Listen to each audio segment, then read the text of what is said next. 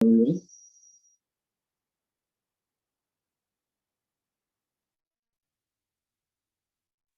Ji. So respected participants,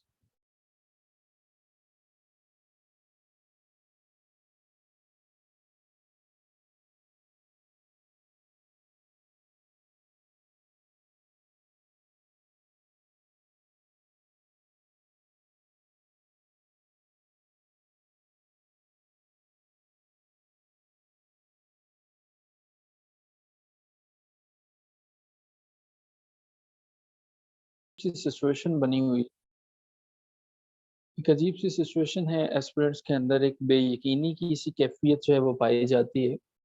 since how long this tension will remain there nobody knows.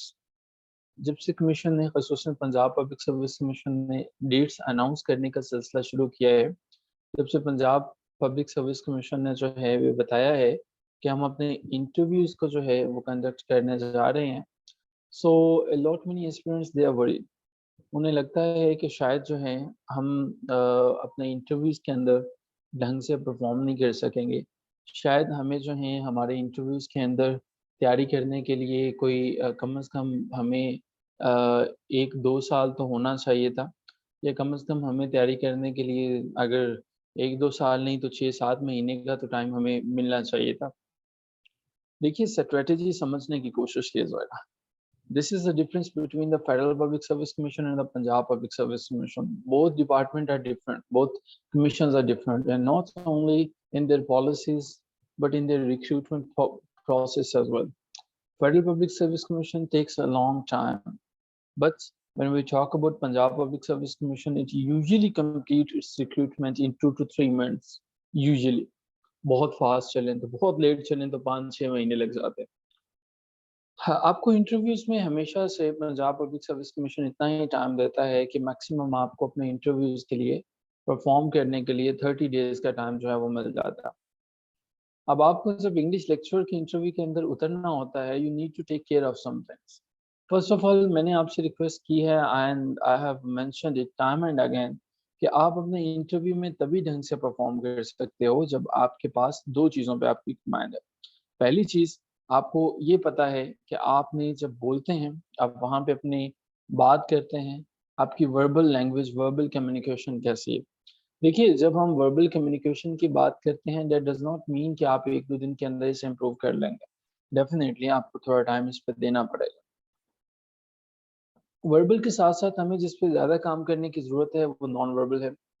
Non verbal communication जो है, हमारे पास एक ऐसी communication होती है जिसे शायद हमें तैयार करने में और प्रेज़ेंट करने में अगर कुछ हफ़्ते नहीं तो महीनों ज़रूर लगते हैं. लेकिन आप इसको भी अपनी प्रैक्टिस से, क्योंकि इंसान जो भी चाहे वो कर सकता है, कंट्रोल कर सकता है. लेक्चर के इंटरव्यू में 2 चीज़ें हैं, 2 सिनेरियो हैं. मैं पहले भी अर्ज़ कर चुका हूँ और मैं दोबारा भी अर्ज़ करता हूँ कि ये 2 सीन जो हैं वो इस तरह से होते हैं. पहला सीन तो ये है कि आप चुपचाप कर इंटरव्यू के रूम के अंदर दाखिल हो गए और अब वहाँ पे जाके आप वेट कर रहे हैं कि डूम्सडे का, आप वेट कर रहे हैं कि they are going to ask you a lot many questions, और आप क्या कर रहे हैं कि उन क्वेश्चंस का वन बाय वन आंसर करते चले जा रहे हैं. देखिए, इस तरह की सिचुएशन में तो शायद अगर ऐसा इंटरव्यू जो है वो प्लेटो का लिया जाए तो प्लेटो भी नाकाम हो जाए. ऐसा इंटरव्यू शायद अरिस्टोटल या आइंस्टाइन का भी लिया जाए तो शायद वो भी फेल हो जाए. हमें ऐसा इंटरव्यू नहीं देना है. पीपीएससी हो, केपीपीएससी हो, एसपीएससी हो या कोई भी कमीशन हो, आपका इंटरव्यू गेम होती है आपकी स्मार्ट स्टडीज से. आपको अपने इंटरव्यू को प्लान करना पड़ता है. आपको ये देखना पड़ता है कि अच्छा, जब मैं अपने रूम के अंदर दाखिल होऊँगा तो दैट मीन्स कि मुझे अपने इंटरव्यू को इस तरह से प्रोसीड फर्दर करना है, इस तरह से मुझे लेके चलना है कि मुझे पता हो कि नेक्स्ट क्वेश्चन जो मुझसे पूछा जाना है वो कौन-सा वाला क्वेश्चन. मिसाल के तौर पर, मैंने टाइम एंड अगेन आपसे रिक्वेस्ट की और काफ़ी दफ़ा मैंने आपको बताया कि अपने को इंटरव्यू को लीड करना सीखिए. अपने इंटरव्यू में अपने इंटरव्यू को खुद से लेके चलना सीखिए. अगर आप वहाँ पे रूम के अंदर बैठ के इंटरव्यू देना शुरू कर देंगे, शायद कामयाबी के चांसेस बहुत कम होंगे. First of all, when they are going to talk about you, आपको अपने नेम से लेके, नेम के मीनिंग से लेके पता होना चाहिए कि आप जो भी वर्ड कहने जा रहे हैं, आपने जो कुछ भी वहाँ पे कहना है, वो वर्ड ऐसा नहीं होना चाहिए जिसका आपको खुद आंसर नहीं पता। अगर आप वहां पे बैठे हैं और आप वहां पे बैठने के बाद आयम्बिक पेंटामीटर की बात करते हैं और आपको जो है वो आयाम का पता नहीं है, तो पेंटामीटर को आपने क्या डिफाइन करना है? या अगर आप वहां पे बैठ के बात कर रहे हैं आयम्बिक पेंटामीटर के अलावा, वहां पे बैठे बैठे आप बात कर रहे हैं किसी और टर्म की, मीटर की बात कर रहे हैं, हेक्सामीटर की बात कर रहे हैं, आप इसके बाद जो है किसी भी टर्म की बात मिसाल के तौर पर ले लीजिए, ठीक है, ब्लैंक वर्ड्स की बात कर रहे हैं, लेकिन अगर आप इस तरह के रेफरेंसेस वहां पे दे रहे हैं but you are unable to understand what you are going to say, so that means you are creating problems for you. अपने इंटरव्यू के अंदर लर्न कीजिए, ये जो टेक्निक है ये बहुत इंपॉर्टेंट है। आपने अपने इंटरव्यू के अंदर कोई ऐसा सिंगल वर्ड नहीं बोलना जो आपको लगे कि आप इसको जस्टिफाई नहीं कर सकते हैं। कोई भी ऐसा सिंगल वर्ड आप नहीं यूज करेंगे that is going to create problems for you. इसका स्क्रीनशॉट ले लीजिएगा। हमारी स्क्रीन चली गई थी, अभी वापस आ। दूसरी इंपॉर्टेंट चीज जो पता चला है कि कुछ क्वेश्चंस हैं चैट बॉक्स में, तो अगला क्वेश्चन जो मेरे जहन में है, जो हम लोग अक्सर जो है वो देखते हैं, वो एक क्वेश्चन ये होता है कि जब आप बात करते हैं कि क्यों हमें जॉन कीट्स को नहीं लेना चाहिए। जरूरी तो नहीं है कि जॉन कीट्स को मैंने लिया तो जॉन कीट्स को जो है वो कोई बाकी भी लें। और खैर इससे फर्क क्या पड़ता है कि अगर वहां पे 20 के 20 लोग हैं, उन सब ने जॉन कीट्स को प्रिपेयर कर लिया। देखिए फर्क पड़ता है, और फर्क बहुत ज्यादा पड़ता है। ये आपके लेने या ना लेने से नहीं है। एक्चुअली हमें प्रिपेयर करना होता है। गेम है सारे के सारी उन 20 से 25 मिनट की, शायद जो हमारा मुस्तकबिल डिसाइड करने जा रहे हैं। मैं अक्सर कहा करता हूँ, मैं और आप देखते हैं अभी मोहम्मद अरशद ने जो है वो पाकिस्तान के लिए गोल्ड मेडल को विन किया जेवलिन थ्रो के अंदर। आपको क्या लगता है? चैट बॉक्स में बताइएगा। उसने वो जो 2-3 मिनट के लिए जेवलिन थ्रो थी, क्या उसके लिए उसने 2-3 मिनट ही मेहनत की होगी, या उसके पीछे जो है वो खासी लंबी मेहनत होगी? What do you feel? आपको क्या महसूस क्या होता है? जरा चैट बॉक्स में बताइएगा कि क्या उसके लिए जेवलिन थ्रो के लिए उसने सिर्फ 2-3 मिनट मेहनत की होगी, या उसके पीछे कोई काफी लंबी मेहनत थी? शायद आपका आंसर जो है वो यही होगा कि उसके पीछे काफी डिटेल से और काफी देर की मेहनत होगी। बिकॉज इट्स नॉट पॉसिबल कि कोई भी जाए और जाके 2-3 मिनट के अंदर उसको थ्रो कर दे। That is the struggle that I'm talking about. When you're going for your interview in front of the panel, PPSC जो है आपको इवेल्युएट करता है। अपने इंट्रोडक्शन से लेके आपने अपने कंक्लूजन तक जो है ये कोशिश करनी है कि आप जो भी चीज जो है वो वहां पर प्रेजेंट कर रहे हैं वो अप टू द मार्क होनी चाहिए। अब हम कुछ क्वेश्चंस की बात करते हैं। आपका इंटरव्यू भले सुबह हो जाए, दो चीजें जिन पे आप कभी कंप्रोमाइज नहीं करोगे। फर्स्ट ऑफ ऑल, पहली चीज आपने अपने जहन में रखनी है, you are not going to compromise even an iota और your confidence. Your confidence is very very important for your success. even if you are unable to question a lot many questions, even you are unable to answer a lot many questions, there is no need to worry about। एक चीज जो नहीं जो है वो आपके अंदर shutter होनी चाहिए, वो आपका वो बिहेवियर है, वो चीज है जो टूटनी नहीं चाहिए। अगर आप अपने इंटरव्यू के अंदर अपने कॉन्फिडेंस को लूज कर बैठे, अगर कहीं पे ऐसी स्टेज आ गई कि आप बिल्कुल मम होके बैठ गए, then you are not going to perform well. अब आप जब अपने इंटरव्यू वाले रूम में दाखिल होते हैं और जब वहां से निकलते हैं, वहां पे आपके रिटर्न जो रिटर्न का रिजल्ट है वो तो ऑलरेडी आपके कमीशन के पास होता है। एक चीज का आपने ख्याल रखना है, और वो चीज आपने ये याद रखनी है कि आपकी ये चीज कभी डिटरमिन नहीं करती है कि आपने कितने क्वेश्चन जो है वो ड्रॉप किए हैं। हाँ, ये जरूर जो है वो डिटरमिन करती है कि कितने क्वेश्चंस को किस कॉन्फिडेंस के साथ आपने फेस किया, कितने क्वेश्चंस को कितनी स्माइल के साथ फेस किया। ठीक है, वो एक बड़ा मशहूर जो है वो शेर है, अक्सर पॉलिटिशियंस भी यूज करते हैं, जिस जज से कोई मक्तल में गया। तो वो क्यों कहा जाता है जिस जज से कोई मक्तल में गया वो शान सलामत रहती है? देखिए, जब आप इंटरव्यू के रूम में दाखिल होते हैं ना, जिस तरह आप कॉन्फिडेंटली वहां पे जाते हैं, आपका कॉन्फिडेंस शो हो रहा होता है। अब उसमें कॉन्फिडेंस और ओवर कॉन्फिडेंस के अंदर बड़ा फर्क है। तीन चीजों के अंदर अलाइनमेंट होनी चाहिए। एक, whatever you are talking about, आपकी जो फ्लुएंसी है, प्लस सेकेंड थिंग इज आपकी जो है वो verbal communication, plus non verbal communication, इनके ऊपर आप काम करें। और जो हमारी लिस्ट के अंदर हमने आपके साथ शेयर की है, उसके अंदर जो पहली 30 किताबें हैं, अगर जिनका इंटरव्यू जो है वो 1 अक्टूबर से 7 अक्टूबर के दरमियान है, if they are going for the interview, they are requested to prepare just first 30 books from that list, and that is more than enough for them. Okay, last but not least, and then we are going to talk about the questions. आपके साथ हम previous interviews के questions discuss कर रहे हैं। इन questions में से जो चीज़ आपको समझ में आती है, दैट इज कि हम आपको एक तरीकेकार बताते हैं कि कोई भी क्वेश्चन कैसे पूछा जाता है, इसके पीछे जो है क्या साइकी होती है, जो कमीशन है वो आपसे लेना क्या चाहते हैं। आपको इसके बाद इस कंडीशन में होना चाहिए कि आप कॉन्फिडेंटली इन तमाम क्वेश्चंस का जो है वो आंसर कर सकें।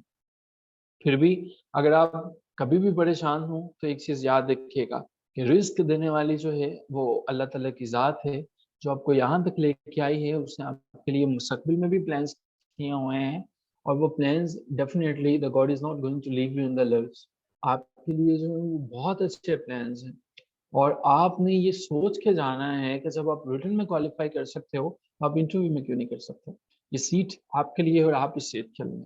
ये कुछ बेसिक चीज़ें थी, और आखिर में वंस अगेन, और उसके बाद हम अपने क्वेश्चंस पर बात करते हैं। मैं दोबारा वही कहूँगा, कभी भी लोग मुझसे सवाल करते हैं, हर बैच में मुख्तलिफ लोग करते हैं, मैं इन क्वेश्चंस पर कभी माइंड नहीं करता हूँ। पहली चीज़ तो ये अपने ज़हन में रखिएगा। लेकिन मुझसे जब पूछते हैं कि सर मैं कौन सा फेवरेट राइटर लूँ, देखिए आप किसी को ये राइट मत दीजिए कि वो आपको बताए कि आपका फेवरेट राइटर कौन सा है। अगर आप इंटरेस्टेड हैं किसी एक राइटर में, आप उसकी तरफ चले जाएँ। लेकिन हाँ, मैं उन स्टूडेंट्स को ज़रूर रिकमेंड करता हूँ कि उनकी तरफ चले जाएँ जिनका काम कम हो। फेवरेट राइटर लेने से पहले सिंपल सी बात है, सिंपल सी स्टोरी है कि आपने ये देखना है कि उस राइटर को प्रिपेयर करना कितना आसान है, because after all it's you who is going to answer the questions about that person in your interview. Second thing is that your genre. Your genre is very important. If you're interested in romanticism, so my recommendation is try to explore all the possible corners of romanticism. If you're interested in Victorian age, you need to know Victorian age is a long age. Right from 1837 till 1900, you are supposed to prepare each and everything that is in Victorian age. If you're interested in Henrik Ibsen or the other writers, you need to understand what are the issues highlighted by the Henrik Ibsen. So the basic question, the answer should be there on your fingertips. Next, Walaikum Assalam. Yes, excuse Imran, you can proceed further with your question. So Sana, answering your question, I'm really sorry, it's not in my jurisdiction to provide you the recordings, Imran. And I don't know whether the recording of this session will be available or not, my son. I'm really sorry for that. In case you have a question, you may contact me once again and I can answer those questions. But I don't know the recordings, like how to provide them. जो मेरे पास link आता है वो कभी-कभी मैं आपके साथ share कर देता हूँ, लेकिन 2-3 दिन हो गए हैं। अब मुझे वो मिल नहीं रहा, मुझे वो ईमेल पे आता नहीं है। जब वो आता है मैं भेज देता हूँ, लेकिन जो रिकॉर्डिंग्स अवेलेबल होती हैं उनको शायद कोई कन्वर्ट वगैरह करना पड़ता है। वो मुझे नहीं पता वो कैसे कन्वर्ट करते हैं। मेरे पास जो आती हैं वो एक दफ़ा मैंने आपके ग्रुप में शेयर की थी। वो पासवर्ड प्रोटेक्टेड होती हैं और वो तो मैं आप लोगों को एक्सेस दे देता हूँ, लेकिन वो जब कभी आती हैं, वो कभी-कभी आती हैं। या question, you may go on with your question Tariq. अभी हमने ये कवर करने के लिए एक टेंडेंसी देखी, हर इंटरव्यूज में मुख्तलिफ तरह से जो क्वेश्चंस पूछे जाते हैं, आपके साथ एक बुक्स की लिस्ट शेयर की। इस बुक्स में जो भी चीजें हैं वो एक ऑर्डर को फॉलो कर रही हैं। वो ऑर्डर वो है कि हर दफा जो क्वेश्चंस पूछे जाते हैं, इम्पोर्टेंस जो है वो उन क्वेश्चंस की क्या है। अब आप देखेंगे कि कोई क्वेश्चन जो है वो कोई बुक टॉप पे है, कोई बॉटम पे है। आप इस ऑर्डर में जितनी मैक्सिमम बुक तैयार कर सकें वो आपके लिए बेहतर है। No voice, Ikra is saying no voice. So is it so? Ikra, you are requested to join the audio. Kindly unmute. Okay. Yes, Tariq, please go on. I have unmuted you. अस्सलाम वालेकुम sir. वालेकुम अस्सलाम gentlemen. Sir मेरा एक question था, ये field related या कोई भी राइटर रिलेटेड सिलेक्शन में क्या ये जरूरी है कि हम किसी एक राइटर की सिलेक्शन करें? क्योंकि मोस्टली तो यही होता है जिस तरह मेरे साथ है। मुझे तो कोई ऐसा खास राइटर नहीं है पसंद, लाइक कि मैंने सिर्फ उन्हीं की राइटिंग पढ़ी हो। मुझे तो कुछ राइटर्स ऐसे हैं जिनके मुझे एक एक नावल या एक एक ड्रामा एक एक पोइम वो उन्होंने ज्यादा किया हो, तो क्या ये जरूरी है कि हम सिर्फ एक ही राइटर सेलेक्ट करेंगे कि हम हमारा फेवरेट राइटर ये है, या फिर हम उनकी राइटिंग सेलेक्ट कर सकते हैं कि उस राइटिंग में मुझे ये राइटिंग पसंद थी या दूसरी वाली? Thank you so much, Tariq. Thank you so much. It is not mandatory for you to select a single writer. You can take as many writers of your choice as you want.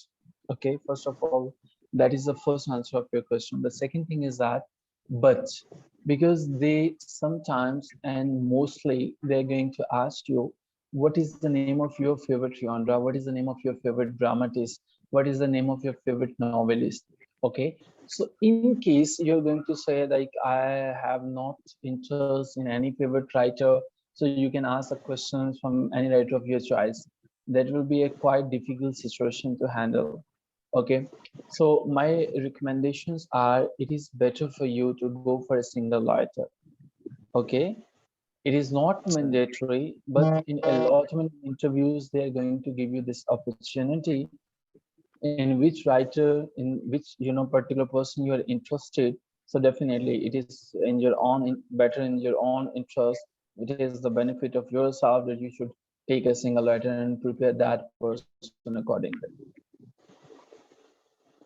Right. So Tariq, have I answered your question? Yes, sir. Thank you so much. Okay ji. So participants, talking about the next things. So हमारे पास जो है you are suppose to cover those books the maximum books जो आप cover कर सकते हैं. अब हम इससे आगे चलते हैं. अच्छा, हमारा जो है we are facing some technical issues और अभी हमें पहले कभी ये मैसेज नहीं मिला, आपकी स्क्रीन पे भी आ गया होगा. हमें जैसे ही हमारी क्लास एंड होगी we are suppose to join it immediately using the same link. उसी लिंक से हम क्लिक करेंगे और दोबारा ज्वाइन कर लेंगे जैसे हमारी क्लास एंड होगी. अब हम जो है इन तमाम चीज़ों को समझ चुके हैं. कैसे परफॉर्म करना है, कैसे कम्युनिकेशन स्किल्स को बेहतर बनाना है, अपनी बोलने की कम्युनिकेशन स्किल्स को बेहतर बनाने के 3 तरीके होते हैं. पहला तरीका आपके पास ये होता है जो कि लॉन्ग रन में बेहतर होता है. देखिए, अगर आप चाहते हैं कि आप अच्छा बोलें, तो इसका मतलब है कि आप अच्छा सुनें. एक बच्चा जो गूंगा होता है, ऐसा नहीं है कि वो बोल नहीं सकता, वो ऐसा है कि वो सुन नहीं सकता है. That is the reason he is unable to produce anything. So my recommendations are, in case you want to improve your speaking skills, you need to speak as much as you can. But before that, you're definitely supposed to listen some.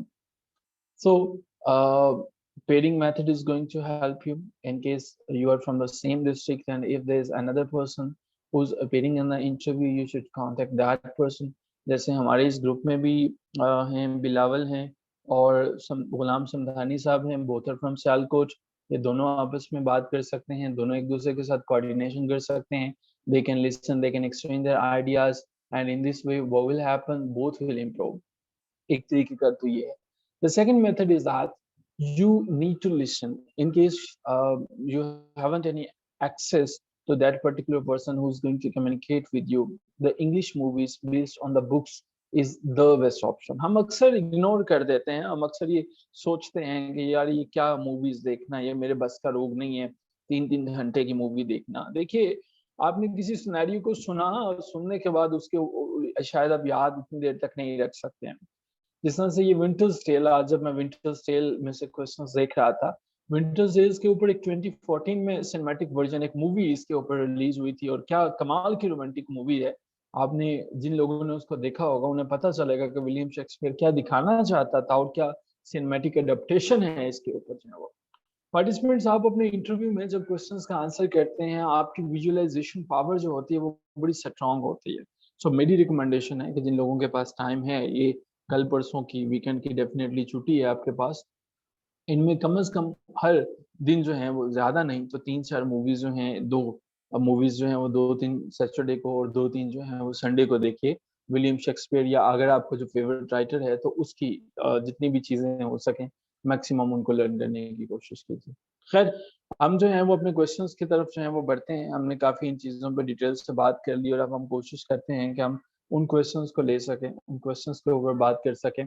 कि जो questions हमें जो हैं वो long run में benefit देना चाह रहे हैं। हमने अपनी एडॉप्टेशन में रीडिंग लिस्ट के अंदर जो है कुछ चीजें, आज हम विंटर्स टेल पे बात करने जा रहे हैं। So the very first question that is about William Shakespeare's Winter Tale is, what comes in your mind when we talk about the late romances of William Shakespeare? A very important question. William Shakespeare famous है tragedies के हवाले से। क्यों famous है, इस पे ऊपर भी काफी इंटरव्यूज में क्वेश्चन पूछा गया। खैर अभी हमारा जो पहला क्वेश्चन है, because we are running short of time, तो that is about William Shakespeare romances. William Shakespeare के रोमांसेस के बारे में एक और भी मिथ है, कहा जाता है कि ये लेट रोमांसेस हैं। ये विलियम शेक्सपियर के वो प्लेस हैं जो इसने जिंदगी में कहीं इख्तिताम पे जाके लिखे थे।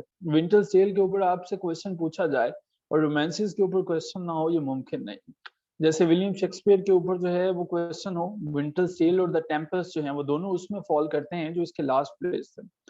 सो विलियम शेक्सपियर जो है हमारे पास एक ऐसा राइटर है जिसने जो है वो जब इनके ऊपर लिखा तो रोमांसेस की तरफ जो है वो बात की। और जब ये लेट रोमांसेस की हम बात करते हैं तो लेट रोमांसेस जो हैं वो काफी इंपॉर्टेंट हैं। विलियम शेक्सपियर के जो प्ले हैं हमारे पास, वो ज्यादातर हमारे पास जो प्ले हैं वो फोकस करते हैं विलियम शेक्सपियर के ऑडियंस के ऊपर। मिसाल के तौर पर जिस तरह से हमारे पास जो है ये दूसरा क्वेश्चन भी बात कर रहा है कि ये ट्रेजेडीज पे बात करता है विलियम शेक्सपियर, उसके लिए फेमस है।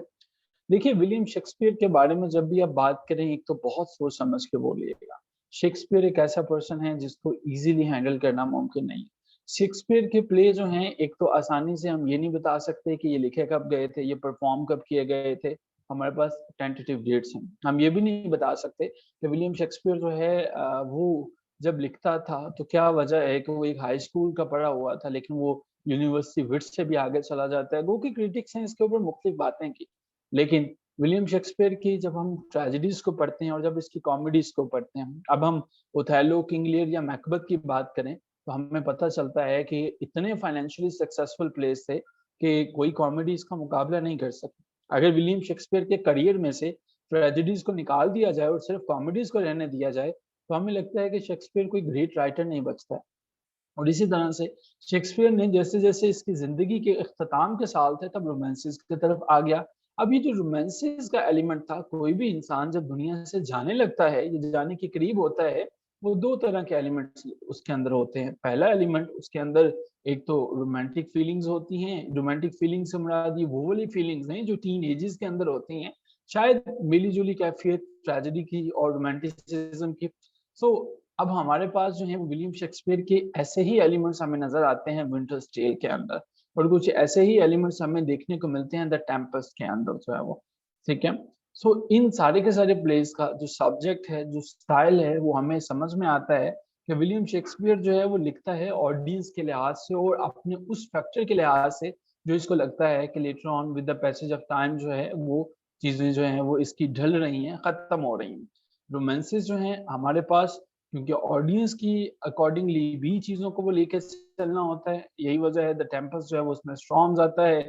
और इसी तरह से विंटर्स टेल के अंदर जो लव स्टोरीज चलती हैं और जो रोमांसेस हैं, विलियम शेक्सपियर उनको ढंग से एक्सप्लेन करने की कोशिश करता है। सो यस, अगर ये हमें ये आंसर करना पड़ता है कि ये ट्रेजेडीज की तरफ क्यों इंक्लूडेड था, ट्रेजेडीज का आंसर करते हुए हमें एसी बर्डले की बात करनी पड़ेगी कि उसने जो 4 ग्रेट ट्रेजेडीज की बात की। We are supposed to talk about AC Bradley, and then we are definitely going to talk about that. Yes, when we are talking about William Shakespeare was, after all, writing for the public. So when you are writing for the public, it's not possible for you to rule out some basic elements. And the first basic element was, if your company, like if you are writing for the Kingsman or the other company, if they're not supporting your comedies because they are audience oriented, they're not theme oriented. After all, William Shakespeare was not writing for us. He was not writing that after some years some people there in Pakistan and South Asia, they will prepare for their English lectureship, so I am supposed to write a lot many tragedies and comedies for them. He was writing for the public, he was writing for the audience. So this is something that is important. Okay, so talking about the third question, that is the discuss similarities between Leontes and William Shakespeare's Othello. Well, Leontes is very important character from the Winter's Tale. In fact, he is the king, and William Shakespeare's Othello. Othello is the character from the very tragedy Othello itself. So similarities between these two characters are really important. और ये बड़ी interesting question और story होने जा रही है कि एक ट्रेजेडी से है और एक हमारे पास जो है ट्रेजेडी कॉमेडी से है या रोमांसिस से है, तो हम इन दोनों को जो है वो किस तरह से इन पर बात करने जा रहे हैं। खैर इस क्वेश्चन को और हमारे पास जो पैराडाइज लॉस्ट के कुछ क्वेश्चंस हैं हम उनको आंसर करते हैं, but before that we are supposed to rejoin the meeting. So हम उसी लिंक से जो हमारी क्लास के ग्रुप में है इस मीटिंग को दोबारा ज्वाइन करते हैं और यहीं से हम कंटिन्यू करते हैं इस सवाल के आंसर को।